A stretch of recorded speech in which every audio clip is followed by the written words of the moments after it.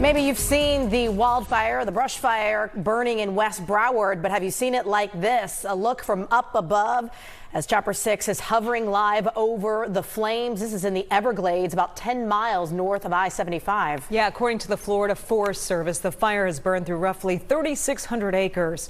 At this point, it's 0% contained. The good news, though, fire officials say it's not threatening any homes at this time. We do have live team coverage for you with First Alert meteorologist Adam Berg with a look at how conditions could impact fire crews.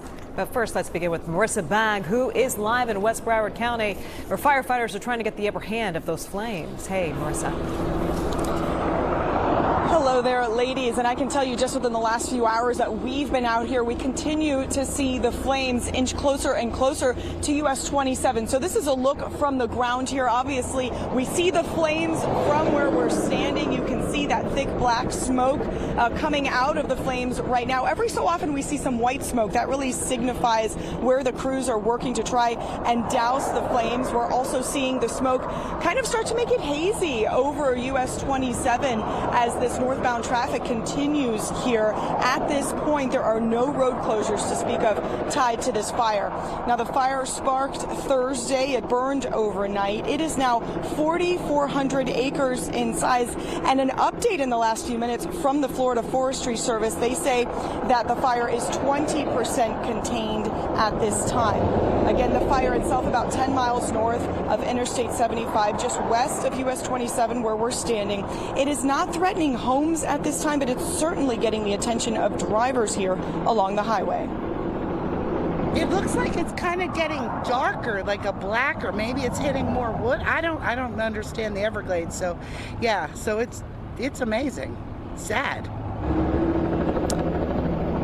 And people in the metro area, you may start to see some hazy skies from this fire to the north, but so far this is not affecting air quality in the western suburbs. Forestry crews will continue to try and bring this brush fire under control throughout the afternoon. Again, at this time, no road closures tied to this fire. Now, we are reaching out to learn exactly how it started, if it was lightning possibly, because it could always be a lightning strikes a few days ago, and then that smolders and creates a fire. So we're waiting to hear about that. And again, another concern, the fact that the smoke is starting to come over the road. That's just within the last hour from where we're standing.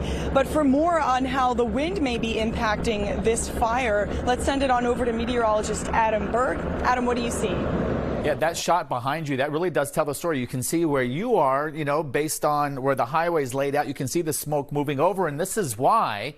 Here's that brush fire right along US 27. That's where Marissa was just reporting.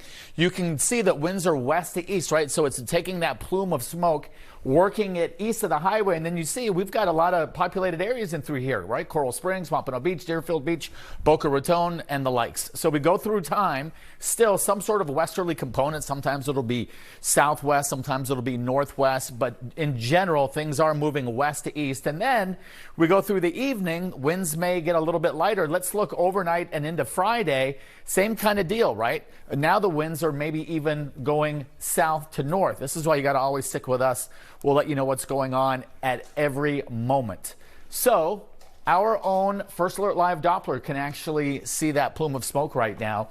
And it's telling you that that smoke plume is working pretty much right towards places like Coral Springs.